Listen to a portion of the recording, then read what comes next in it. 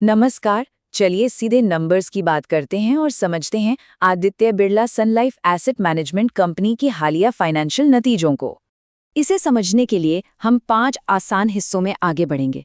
सबसे पहले देखेंगे कि प्रॉफिट हुआ या नहीं, फिर देखेंगे कि पैसा आया कहाँ से और गया कहाँ, इसके बाद टैक्स की बात करेंगे और आखिर में शेयर होल्डर्स के लिए क्या है उस पर भी एक नज़र डालेंगे। तो सबसे पहला और सबसे ज़रूरी सवाल, क्या ये साल कंपनी के लिए फायदेमंद रहा? नतीजों के हिसाब से वित्त वर्ष 2026 के लिए कंपनी का नेट प्रॉफिट रहा करीब 986 करोड़ रुपए, जो कि एक बहुत ही मजबूत आंकड़ा है।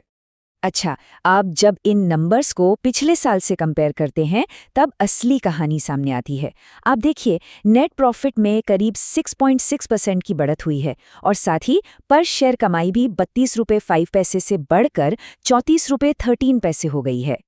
प्रॉफिट तो बढ़ गया, पर सवाल ये है कि ये पैसा आया कहाँ से? चलिए अब कंपनी की इनकम के सोर्सेस को देखते हैं।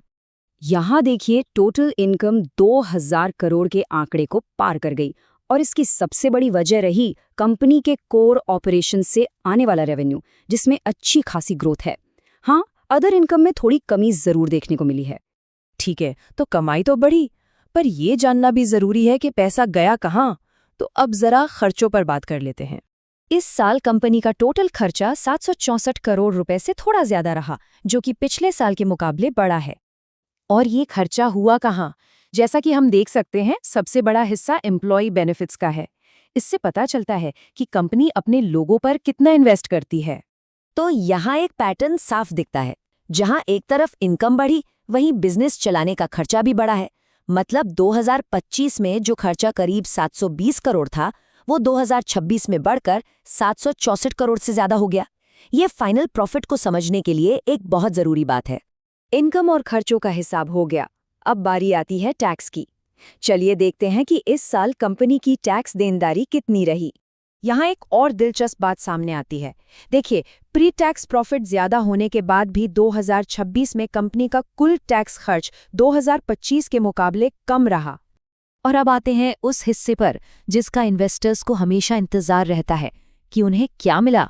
तो कंपनी के बोर्ड ऑफ डायरेक्टर्स ने इस फाइनेंशियल ईयर के आखिर में शेयर होल्डर्स को एक फाइनल डिविडेंड देने की सिफारिश की है।